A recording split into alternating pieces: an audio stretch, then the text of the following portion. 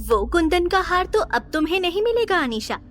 वो हार खजाने की चाबी है और मैं तुम्हें इतना लकी होने नहीं दे सकती। ये बोलते हुए रिचा की आंखों में अनीशा के लिए नफरत साफ दिखाई दे रही थी। अनीशा जैसे ही मॉडलिंग की दुनिया का चमकता सितारा बन गई थी, उसने अपने दोस्तों को नीचा दिखाना शुरू कर दिया था और उनमें से एक रिचा भी थी। लेकिन रिचा इस बात से अनजान थी कि ये हार अनीशा का नहीं बल्कि काव्या का था।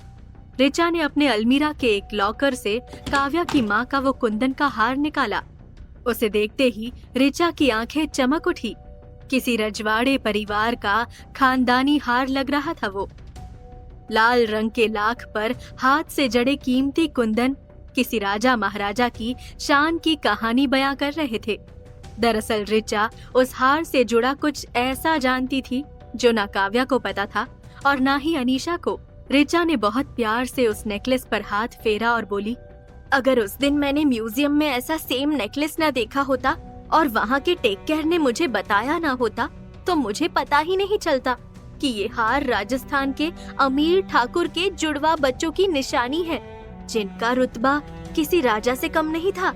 ये बुदबुदाते हुए रिचा ने मोबाइल में म्यूजियम में लगे उस नेकलेस की फोटो के साथ काव्या की माँ का वो हार रखते हुए कहा, बिल्कुल same to same, but sad कि उन जुड़वा बच्चों में से एक लड़का जिसे प्यार से ठाकुर राजकुमार कहते थे, उसको तो बीमारी निगल गई और उनकी प्रिंसेस को शायद कोई चुरा कर ले गया था। इसलिए जुड़वा बच्चों की याद में वो हार ठाकुर ने म्यूजियम में डोनेट कर दिया। What a sad story. इतना कहते ही रिचा जोर जोर से हंसने लगी और फिर रुकते हुए गुस्से में बोली, और मैं अच्छे से जानती हूँ अनीशा कि तुम काव्या की सगी बहन नहीं हो। इसका मतलब तुम ही हो उस ठाकुर की खोई हुई प्रिंसेस। क्योंकि रिचा इस सच से अनजान थी कि ये हार अनीशा का नहीं काव्या का है, इसलिए उसे लगा कि उस अमीर आदमी की बेटी अनीशा है। ये कहते हुए रिचा ने वो नेकलेस अपने गले से लगाया और बोली, लेकिन तुम्हारे पास तो ऑलरेडी सब कुछ है अनीशा, तुम्हें प्रिंसेस के टैग की कोई जरूरत नहीं है, इसलिए ये नेकलेस तो मैं तुम्हें कभी नहीं दूंगी। जेलसी से भरी रिचा ने ये हार अनीशा को कभी ना लौटाने का फैसला कर लिया था। लेकिन क्या काव्या कभी जान पाएगी अपनी जिंदगी का सच? ये एक बड़ा सवाल था। दूसरी तरफ अपनी हकीकत और अपनी माँ के हार की कहानी से दूर काव्या कमरे में सारा सामान बैग में डाल रही थी, क्योंकि वो किसी भी कीमत पर अगली सुबह ही ये देश छोड़कर वापस लौट जाना चाहती थी। काव्या सूटकेस पैक करते हुए अपनी माँ की साड़ी हाथ में लिए कुछ सोच रही थी कि तभी माया ने उसके कंधे पर हाथ रखा। लौटा दिया अनीशा ने तुम्हारी माँ का सामान? काव्या ने हामी में सिर हिलाया और फिर अचानक माया से पूछा, आंटी, क्या आपको भी लगता है कि मेरा यहाँ से जाने का फैसला गलत है? माया उसकी आंखों में बेचैनी देख खुद भी बहुत परेशान थी और वो कोई जवाब दे उसके पहले ही काव्या गुस्से में अपने कपड़े बैग में भरते हुए बड़बड़ाई, हो सकता है मैं गलत हूँ, सेल्फिश हूँ, शायद मेरे बच्चे भी मुझे गलत समझेंगे, लेकिन मैं अगस्त्य के साथ अपने बच्चों को नहीं बांट सकती। उसकी दौलत की चकाचौंध मुझसे मेरे बच्चों को अलग कर देगी, जो मैं कभी होने नहीं दूंगी। कहते हुए काव्या की जुबान लड़खड़ा गई। तब माया ने काव्या को गले लगा लिया। एक माँ का फैसला कभी गलत नहीं होता बेटा। पार्थ और मिनी भी एक ना एक दिन तुम्हारे इस फैसले को समझ जाएंगे। जहाँ हॉल में काव्या माया से दिल का हाल कह रही थी, दूसरे बेडरूम में मिनी बिस्तर से उठकर रोने लगी। भैया, मुझे वापस नहीं जाना, मुझे पापा के साथ रहना है, वो कितने अच्छे तो है।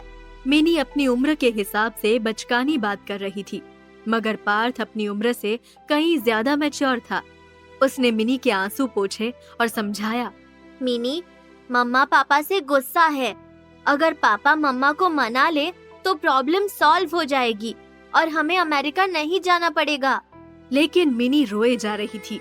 तभी अचानक पार्थ ने मिनी के सामने चुटकी बजाई। आइडिया! मिनी की आंखें चमक उठी।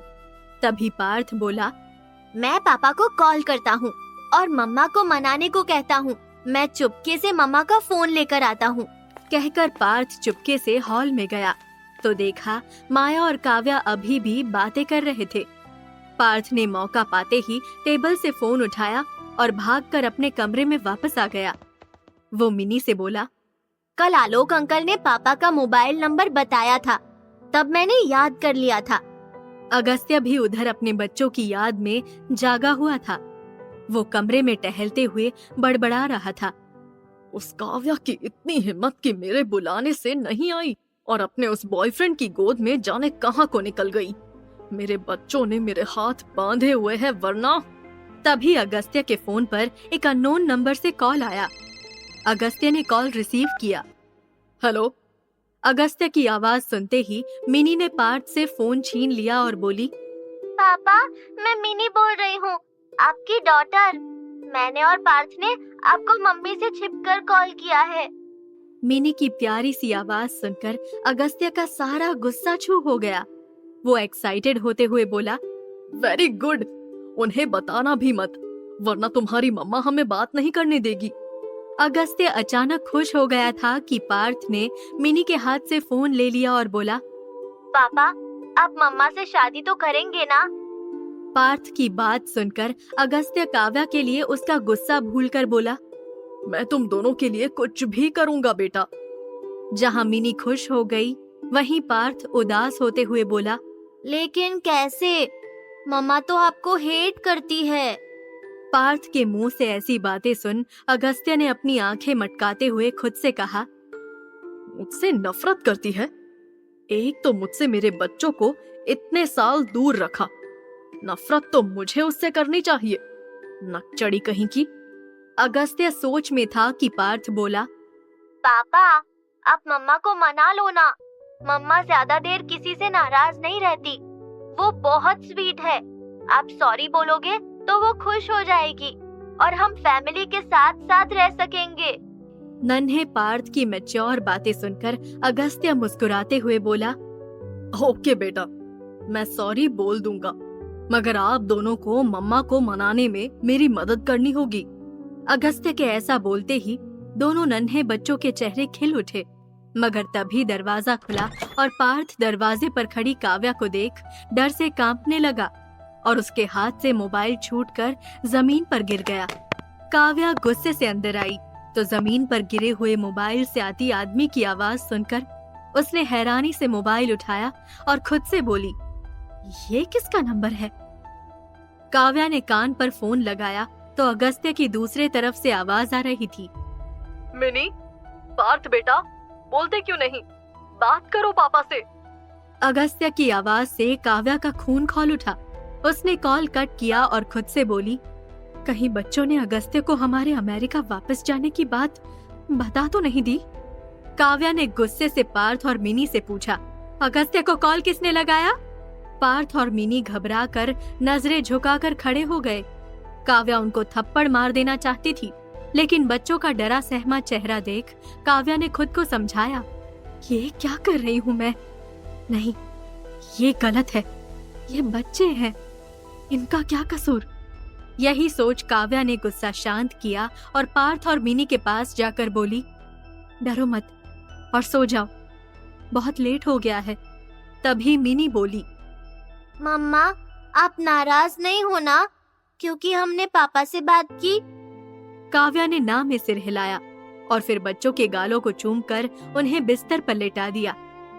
जल्द ही काव्या भी वहीं बच्चों के पास सो गई। काव्या भी सोई ही थी कि अचानक उसे घर में कुछ आहट सुनाई दी। काव्या ने आंख खोली तो सामने अगस्त्य पार्थ का हाथ पकड़े खड़ा था और मिनी उसकी गोद में थी।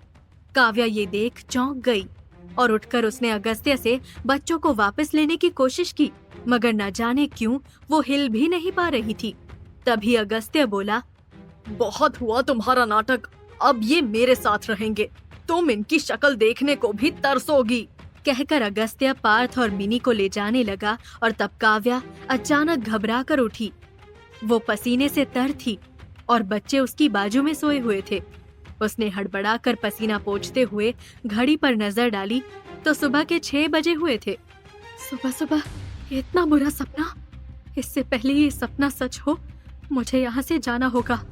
काव्या ने फौरन बिस्तर छोड़ा और यूं ही बाल लपेटते हुए माया के पास जाकर बोली, आंटी, पार्थ मिनी को स्कूल मत भेजना।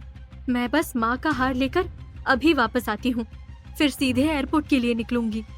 जल्दी में इतना कहते कहते काव्या अनीशा के घर के लिए निकल गई। इधर अनीशा की नींद भी उड़ी हुई थी। कल रात बात करने के बाद से रिचा का फोन स्विच्ड ऑफ था। अनीशा कमरे में बेचैनी से टहलते हुए बड़बड़ा रही थी, कहाँ मर गई है ये रिचा? कितनी बड़ी बेवकूफ हूँ मैं। इस रिचा की बच्चे को वो हार देना ही नहीं चाहिए था। काव्या आती होगी और उसे वो हार नहीं दिया तो कहीं वो अगस्त्य को सब कुछ बता ना दे। अनीशा घबराई हुई थी कि तभी डोरबेल बजी। अनीशा खुश हो गई और तेजी से नीचे उतरते हुए बोली, लगता है रिचा वो नेकलेस लेकर आ गई। अनीशा नीचे पहुंची ही थी कि नौकर ने दरवाजा खोला और सामने काव्या खड़ी थी। इतनी सुबह काव्या को वहां देख अनीशा के होश उड़ गए। वो हकलाते हुए बोली, तुम इतनी सुबह यहाँ क्या कर रही हो?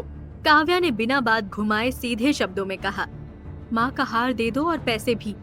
काव्या के यूं कहते ही अनीशा अपनी झूठी हंसी हंसते हुए बोली, पैसे अभी ट्रांसफर कर देती हूँ, इसमें क्या बड़ी बात है।